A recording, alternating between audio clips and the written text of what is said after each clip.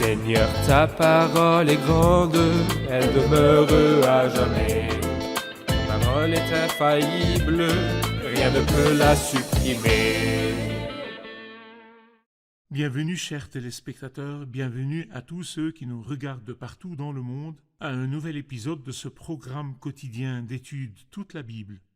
Nous continuons notre étude des livres du Nouveau Testament et précisément l'évangile de Marc. Nous sommes arrivés au chapitre 15 et nous nous rapprochons de la fin de notre étude de ce grand évangile.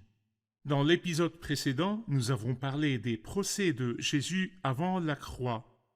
Dans notre épisode d'aujourd'hui, nous discuterons des autres procès de Christ et puis de la croix de Christ et de la mort de Jésus-Christ sur la croix. Je vous encourage à préparer vos Bibles et même plus que cela d'avoir le cœur prêt à recevoir le message de cet épisode. Parce qu'on parlera de la plus grande œuvre accomplie sur terre qui est la mort du Christ sur la croix. Au début de l'épisode, je voudrais accueillir mon invité que j'ai l'honneur d'avoir avec moi au studio, le frère Youssef Riyad. Bienvenue frère Merci, Youssef. frère Riyad. Nous accueillons aussi nos invités, soyez les bienvenus. Frère Youssef, nous sommes arrivés au chapitre 15. Je vais lire quelques versets et je vous poserai ensuite une question. Allez-y. Dès le matin, les chefs des prêtres tinrent conseil avec les anciens, les spécialistes de la loi et tout le Sanhédrin. Après avoir attaché Jésus, ils l'emmenèrent et le livrèrent à Pilate. Pilate l'interrogea. « Es-tu le roi des Juifs ?» Jésus lui répondit. « Tu le dis. » Les chefs des prêtres portaient contre lui beaucoup d'accusations. Pilate l'interrogea de nouveau. « Ne réponds-tu rien ? Vois tous les témoignages qu'il porte contre toi. » Mais Jésus ne répondit plus rien, ce qui étonna Pilate. À chaque fête, il relâchait un prisonnier, celui que le peuple réclamait. Il y avait en prison le dénommé Barabbas avec ses complices pour un meurtre qu'il avait commis lors d'une émeute. La foule se mit à demander à grands cris ce qu'il avait l'habitude de leur accorder. Pilate leur répondit. « Voulez-vous que je vous relâche le roi des Juifs ?» En effet, il savait que c'était par jalousie que les chefs des prêtres avaient fait arrêter Jésus. Cependant, les chefs des prêtres excitèrent la foule afin que Pilate leur relâche plutôt Barabbas. Pilate reprit la parole et leur dit. « Que voulez-vous donc que je fasse de celui que vous appelez le roi des Juifs ?» Ils crièrent de nouveau « Crucifie-le ! Quel mal a-t-il fait ?» leur dit Pilate. Ils crièrent encore plus fort « Crucifie-le !» Voulant satisfaire la foule, Pilate leur relâcha Barabbas et après avoir fait fouetter Jésus, il le livra à la crucifixion. En vérité, frère Youssef, en disant ces paroles, nous devons nous prosterner devant le Seigneur. Le Christ se tient devant Pilate lors d'un procès qui est très injuste et la corruption des hommes est bien visible dans ce procès. Parlez-nous au début de Pilate et du caractère de Ponce Pilate devant lequel Christ s'est tenu. Eh bien, Pilate, lorsque les Juifs n'ont pas vraiment réussi à gouverner la Judée, représentée par Hérode le Grand et son fils Archélaos, et par suite les Romains ont été forcés de nommer des préfets romains qui ont remplacé les rois qui étaient présents en ce temps. Parce que durant cette période, il n'y avait pas de roi en Judée, mais il y avait un préfet qui est Pilate. Et Pilate, comme nous le voyons ici, était un homme opportuniste, c'est-à-dire c'était un homme méchant qui n'agissait pas avec justice. Mais c'est très probable que sa femme, comme nous l'apprenons de Matthieu chapitre 27, et sa femme s'appelait Procula.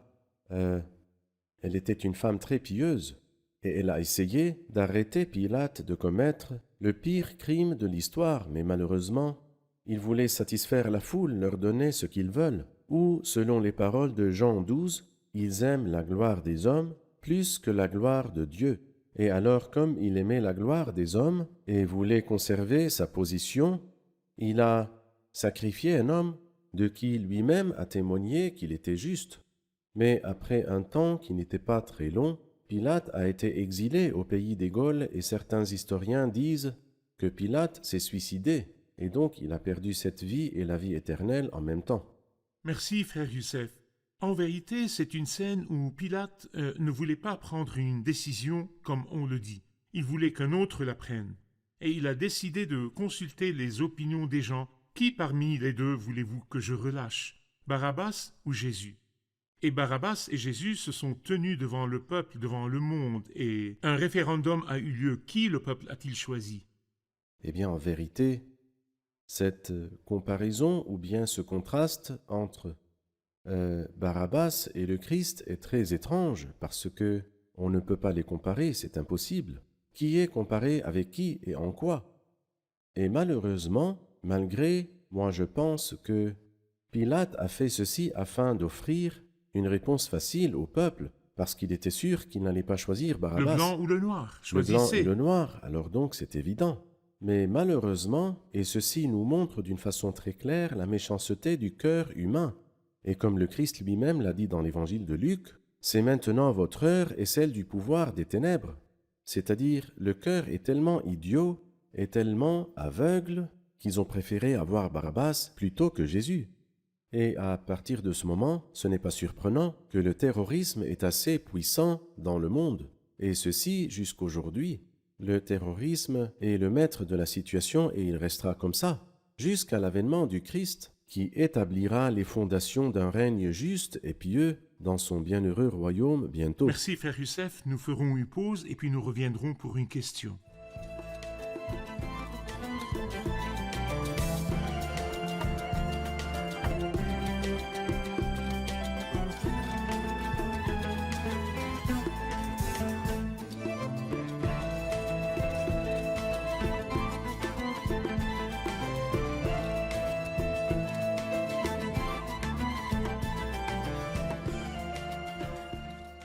Dans les versets 16 à 20, nous lisons à propos de plusieurs souffrances physiques que Christ a endurées. Est-ce que ces souffrances jouaient un rôle dans le pardon des péchés et la rédemption? À vous frère Youssef. En fait, ces souffrances que le Christ a subies des mains des hommes n'avaient pas de rôle à jouer dans la rédemption, mais elles ont montré la maladie. Elles ne faisaient pas partie de la solution, mais étaient plutôt un symptôme de la maladie.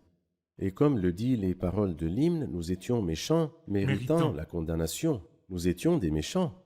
Et les versets que notre frère Ephraim a lus en témoignent. Nous avons des cœurs méchants, mais il est venu et il nous a sauvés. Et ce qui est incroyable, c'est que dans ces quelques versets, au moins 7 prophéties ont été accomplies. Ces prophéties sont dans l'Ancien Testament et ceci montre combien le Christ, et donc Dieu, était en contrôle sur tous les événements. Par exemple, quand il dit « Ils rassemblèrent toute la troupe », ce verset-là est l'accomplissement des paroles du psaume 22 « Des chiens m'environnent, une bande de scélérats rôde autour de moi ». Et il dit aussi « Il lui frappait la tête » et c'est l'accomplissement de Michée 4, 14 « À coups de bâton, on frappe sur la joue le juge d'Israël ». Et il crachait sur lui et c'est l'accomplissement de Ésaïe 50 « Je n'ai pas caché mon visage aux insultes et aux crachats ». Et plus loin, il dit « Ils se partagèrent ses vêtements en tirant au sort ». Et c'est l'accomplissement du psaume 22 au verset 19 « Ils se partagent mes vêtements et ils tirent au sort mon habit ». Verset 25 « Ils le crucifièrent ». Et c'est l'accomplissement du psaume 22 au verset 17 « Ils ont percé mes mains et mes pieds ». Après cela, il dit qu'il a été crucifié entre 2 brigands. Ainsi fut accomplie l'écriture, il a été compté parmi les criminels. Et c'est dans Ésaïe 53 au dernier verset. Et finalement, il dit « Il secouait la tête. Tous ceux qui me voient se moquent de moi, ils ricanent, ils hochent la tête. » C'est dans le psaume 22.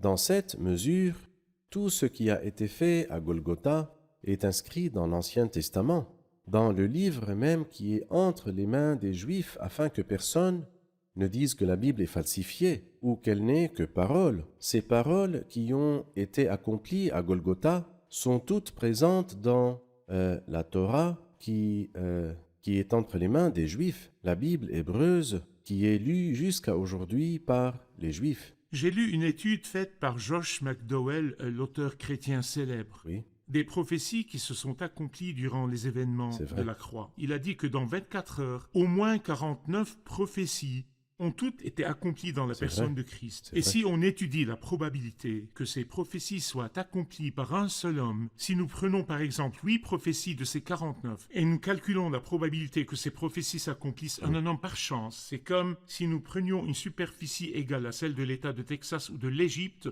et nous la remplissions de pièces de monnaie.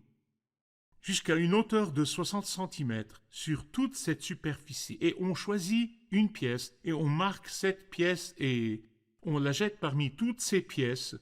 Et puis on ferme les yeux de quelqu'un et on lui demande de trouver cette pièce du premier coup. La probabilité qu'il la trouve est la même probabilité que ces prophéties soient accomplies par un seul homme. C'est 1 sur 10 à la puissance C'est-à-dire, 17. c'est impossible. Comment ceci a-t-il Impossible. pu avoir lieu? Et puis il y a des gens qui disent que les prophéties ont été écrites après la mort de Christ. Comment ces prophéties auraient-elles pu être écrites après la mort de Christ? Elles ont été fait, accomplies dans la personne du Christ. Le Christ, dans l'évangile de Marc, se mettait beaucoup en colère. Et souvent, lorsque j'écoute les paroles des gens méchants, je me mets en colère parce que vraiment, il y a de quoi. Mais en Christ, toutes les prophéties de la Bible ont été accomplies. Ont été Oui, accomplies il est mort pour nos péchés selon les Écritures. selon les Écritures. Merci, frère Youssef. Puis je voudrais savoir ce qui a eu lieu après les moqueries des soldats dans le chapitre 21. Il y a un homme que nous rencontrons et son nom est Simon de Cyrène. Parlez-nous de lui. Eh bien, dans Simon de Cyrène, je vois l'image de l'élection. Et c'est quoi cette élection? Cet homme ne pensait pas du tout à ces choses. C'est une coïncidence et s'il avait été 1 minute en retard ou en avance, il n'aurait pas rencontré cette foule de gens méchants qui voulaient crucifier Jésus. Mais ils forcèrent un passant qui revenait des champs et lui ordonnèrent de porter cette croix. Et la loi romaine leur permettait de faire cela. Alors, il a porté la croix derrière Jésus. Mais il dit ici une chose très étrange. Il dit Simon de Cyrène, le père d'Alexandre et de Rufus. Et que veut dire le père d'Alexandre et de Rufus? Nous ne le connaissons pas. Pourquoi alors nous donner les noms de ses fils? Non, mais il paraît que Alexandre et Rufus Oui. sont des hommes qui ont cru en Christ, et jusqu'au point où les autres croyants les connaissaient. Donc il dit le père d'Alexandre et de Rufus. Et dans Romains 16, nous trouvons saluer Rufus, celui qui a été choisi dans le Seigneur, et sa mère qui est aussi la mienne. Alors Rufus est choisi, Alexandre est choisi, et Simon de Cyrène est choisi. Alors donc toute la famille a connu le Christ. Est-ce que c'était par chance? Non, ce n'était pas par chance. Pour les hommes, ceci semble être une coïncidence. Et je dirais que c'est possible que quelqu'un nous écoute par chance. Peut-être il y a quelqu'un qui zappe et qui ne sait pas quoi regarder, et il écoute. En fait, ce que vous regardez, chers téléspectateurs, vous ne le regardez pas par coïncidence, mais le Seigneur Dieu vous cherche. Et comme le Seigneur a sauvé Simon de Cyrène et sa famille, il est capable de vous sauver, vous et votre famille. Merci, frère Youssef. Nous commençons maintenant les événements de la mort du Christ. Le verset 22 dit « Ils conduisirent Jésus à l'endroit appelé Golgotha, ce qui signifie lieu du crâne. Ils lui donnèrent à boire du vin mêlé de myrrhe, mais il ne le prit pas. Ils le crucifièrent, puis ils se partagèrent ses vêtements en tirant au sort pour savoir ce que chacun aurait. C'était 9 heures du matin quand ils le crucifièrent. L'inscription indiquant le motif de sa condamnation portait ces mots. Le roi des Juifs. Ils crucifièrent avec lui 2 brigands, l'un à sa droite et l'autre à sa gauche. Ainsi fut accompli ce que dit l'Écriture, il a été compté parmi les criminels. Les passants l'insultaient et secouaient la tête en disant « Et toi, qui détruis le temple et qui le reconstruis en 3 jours, sauve-toi toi-même, descends de la croix. » Les chefs des prêtres, avec les spécialistes de la loi, se moquaient aussi entre eux et disaient « Il en a sauvé d'autres et il ne peut pas se sauver lui-même. » Que le Messie, le roi d'Israël, descende maintenant de la croix, afin que nous voyions et que nous croyions. Ceux qui étaient crucifiés avec lui l'insultaient aussi. Frère Youssef, Christ, notre bien-aimé, a été crucifié pendant les 3 premières heures. C'était toujours le jour, mais après, il y a eu 3 heures d'obscurité. Je voudrais savoir ce qui s'est passé pendant les 3 heures de lumière. Qu'a subi Christ par les mains des hommes? Eh bien, le Christ a souffert de 2 sources différentes, et nous devons faire la différence entre ces 2 sources. Il a souffert par les hommes à cause de l'injustice, et il a souffert par Dieu à cause de la justice. Et les souffrances causées par les hommes n'ont pas contribué à notre salut, mais ces souffrances par la main de Dieu sont celles qui nous ont sauvés. Parfait. Les souffrances causées par les hommes, comme nous l'avons dit, ont montré combien nous sommes méchants, alors que ces souffrances par la main de Dieu étaient des souffrances expiatoires et substitutives. Parfait. Quand il dit par exemple dans Ésaïe 53, verset 4, « Pourtant ce sont nos souffrances qu'il a portées, c'est de nos douleurs qu'il s'est chargé. » Donc il a souffert à cause de nous, à notre place. Et ce sont les souffrances qu'il a subies pendant les heures d'obscurité. Oui, Et parce qu'elles sont au-delà de notre compréhension, quelqu'un a dit à propos de ce sujet que pendant ces 3 heures, nous n'observons que l'obscurité et nous n'entendons que le silence. Personne n'a parlé pendant ces 3 heures de ténèbres. C'est comme s'il voulait nous dire que nous ne voyons rien et nous n'entendons rien. Pourquoi? Parce que c'est au-delà de notre compréhension.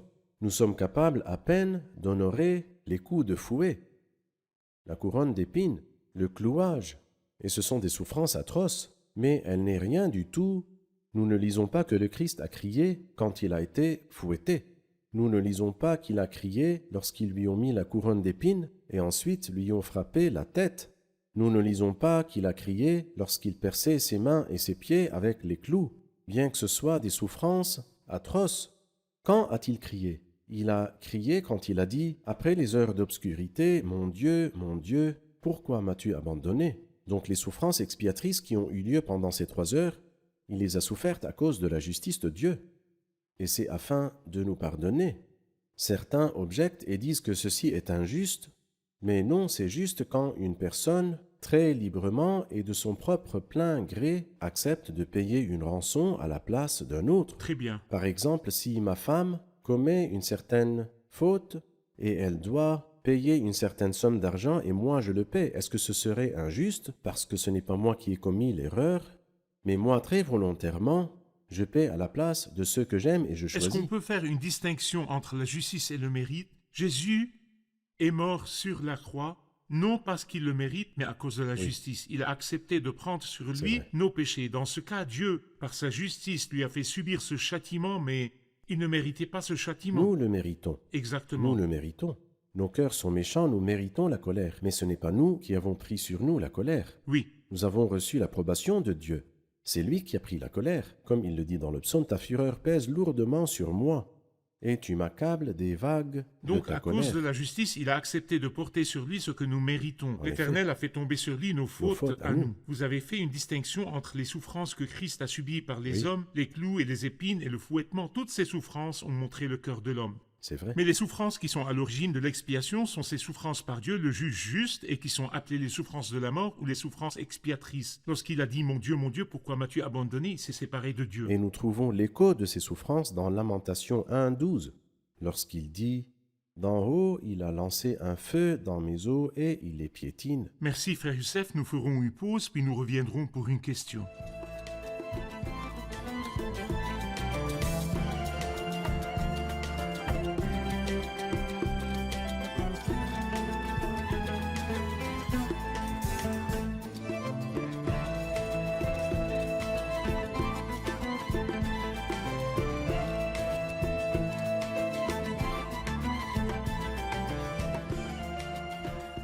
Dans le verset 34, nous lisons que Jésus s'est écrié d'une voix forte, ce qui est traduit « Mon Dieu, pourquoi m'as-tu abandonné ?» Ma question, frère Youssef, est-ce qu'à ce moment-là, la divinité a abandonné l'humanité? Sinon, que signifient ces paroles? À vous, frère Youssef. La divinité n'a pas abandonné l'humanité, pas un instant. Et c'est ce qui a conféré à l'œuvre du Christ sa valeur, qui est une valeur sans limite. Mais comment comprendre ce verset-là? Pourquoi le Christ parlait-il à Dieu comme son Dieu? Parce qu'en tant qu'homme, ici, il me représente et vous représente. Il représente tous les croyants. Et c'est pourquoi il s'adresse à Dieu en disant « Mon Dieu, mon Dieu ». Et nous remarquons que le Christ, depuis l'éternité, était avec le Père. Il était un avec le Père. Lorsqu'il est venu sur la terre, lui qui habite sous l'abri du Très-Haut et repose à l'ombre du Tout-Puissant, il n'a jamais connu l'expérience, même pas pour une seconde, d'être abandonné par Dieu.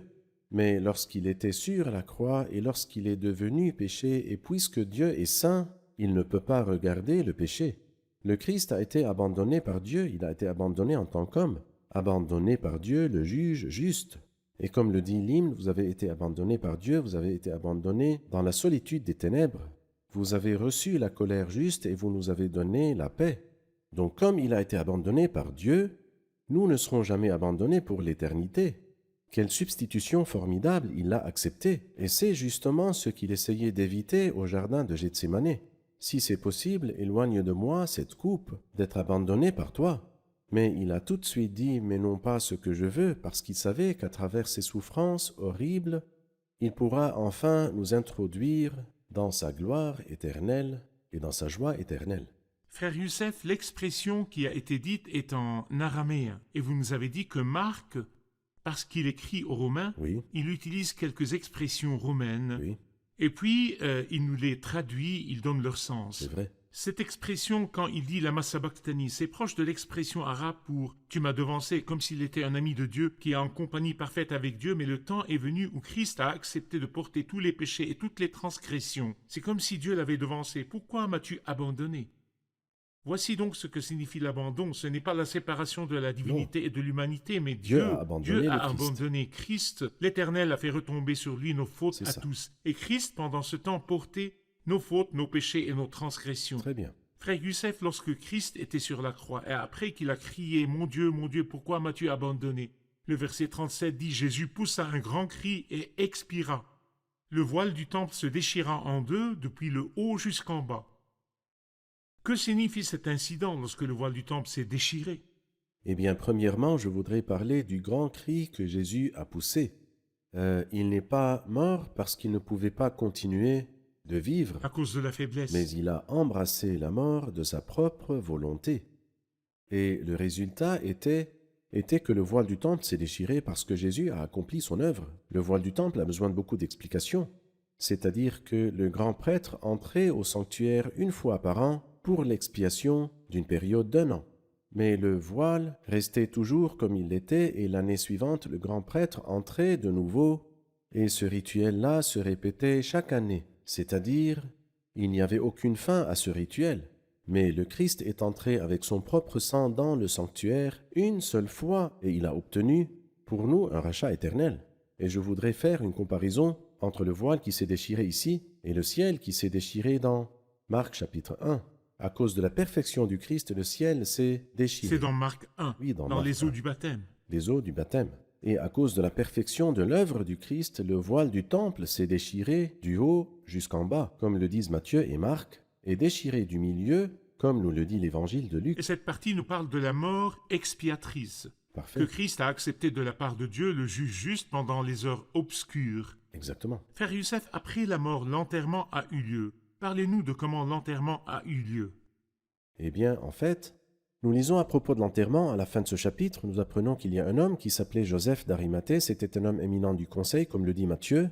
Et ce Joseph d'Arimathée est mentionné dans la prophétie d'Ésaïe au chapitre 53. On a mis son tombeau parmi les méchants tombe avec et le sa riche. tombe avec le riche. Alors, ce disciple qui venait en secret et qui attendait le royaume de Dieu a osé se rendre chez Pilate. C'est-à-dire, alors que tous les disciples étaient lâches et ils étaient cachés, Joseph a pris son courage en main et s'est rendu chez Pilate. Et Pilate s'est étonné que le Christ soit déjà mort. Alors il a fait venir l'officier et lui a demandé si Jésus était mort depuis longtemps. Et une fois renseigné par l'officier, il a fait remettre le corps à Joseph, qu'il a enterré honorablement avec Nicodème, comme nous l'apprenons de l'évangile de Jean au chapitre 19. Alors le Christ, lorsqu'il est mort, il est mort selon les Écritures, et quand il a été enterré selon les Écritures dans une nouvelle tombe, où personne n'avait été enterré. Vous avez dit que lorsque Christ a été enterré, c'était aussi selon les Écritures. Que dit l'Ancien Testament de l'enterrement de Christ? Eh bien, prenons par exemple Deutéronome 21. Si tu exécutes un homme qui a commis un crime digne de mort, et que tu le pendes à une potence, son cadavre ne passera pas la nuit sur le bois, mais tu l'enterreras le même jour. Même cette petite parcelle de prophétie a été exactement accomplie, bien que moi je pense que les chefs des prêtres auraient voulu laisser accrocher le cadavre du Christ pour des jours. Mais parce que le jour du sabbat, le lendemain, était un grand sabbat, ils ont demandé à Pilate de casser les jambes des crucifiés pour qu'ils soient enterrés. Et en effet, Pilate a donné cet ordre-là, mais ils n'ont pas cassé les jambes du Christ. Pourquoi?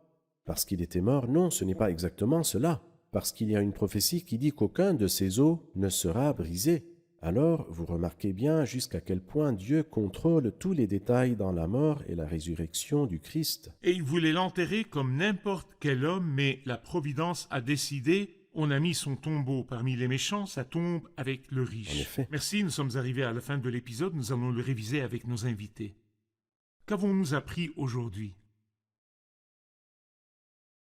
Nous avons appris que les souffrances charnelles n'ont pas contribué au pardon du péché, mais elles ont montré la maladie, et elles étaient pour l'accomplissement de toutes les prophéties de l'Ancien Testament. Nous avons vu que Christ, en tant qu'homme, alors qu'il portait nos péchés sur la croix, il parlait à Dieu en tant que son Dieu et lui a dit « Mon Dieu, pourquoi m'as-tu abandonné ?» Christ a accepté d'être abandonné par Dieu afin que nous ne soyons jamais abandonnés. J'ai aimé la partie concernant le voile qui a été déchiré. Frère Youssef nous a dit qu'au début de l'Évangile, le ciel s'est déchiré à cause de la perfection de la personne du Christ. Et ici, le voile s'est déchiré à cause de la perfection de l'œuvre du Christ. Toute la Bible n'a qu'un seul thème, qui est la personne de Christ et l'œuvre de Christ. Merci, que Dieu vous bénisse. Merci, frère Youssef, que Dieu vous bénisse. bénisse. Chers téléspectateurs, nous avons appris aujourd'hui qui a été soumis au procès, c'est le Seigneur Jésus-Christ. Qui a souffert et a été tourmenté par les hommes, c'est le Seigneur Jésus-Christ, et non un qui lui ressemble. Qui a été crucifié sur la croix, c'est le Seigneur Jésus-Christ. L'expiation et le pardon nécessitaient une seule croix, c'est la croix du Seigneur Jésus-Christ. Le Seigneur a été crucifié et il y a la justice de Dieu qui l'a accablé de toutes les souffrances et les jugements. Le jour où il a été accablé par les vagues de la colère, l'abîme appelle un autre abîme au fracas de tes cascades. Toutes tes vagues et tous tes flots passent sur moi. Pourquoi? Parce que Christ a accepté de devenir un remplaçant. L'Éternel a fait retomber sur lui nos fautes à tous. Il n'est pas mort parce qu'il a mérité la mort, mais il est mort à cause de la justice parce qu'il a accepté de porter les fautes et les transgressions. Il est mort et par la grâce de Dieu, il a goûté la mort. En vérité, il est mort selon les Écritures. Et il a été enterré selon les Écritures, parce qu'il est ressuscité par une force de vie qui ne se dissipera jamais, comme le dit la Bible. Et c'est ce que nous verrons dans le prochain épisode, qui sera le dernier épisode du livre de Marc, la résurrection de Christ et les conséquences de la résurrection de Christ. Nous nous reverrons dans le prochain épisode. Que Dieu soit avec vous.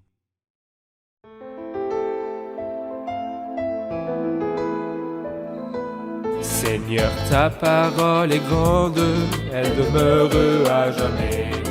Ta parole est infaillible, rien ne peut la supprimer.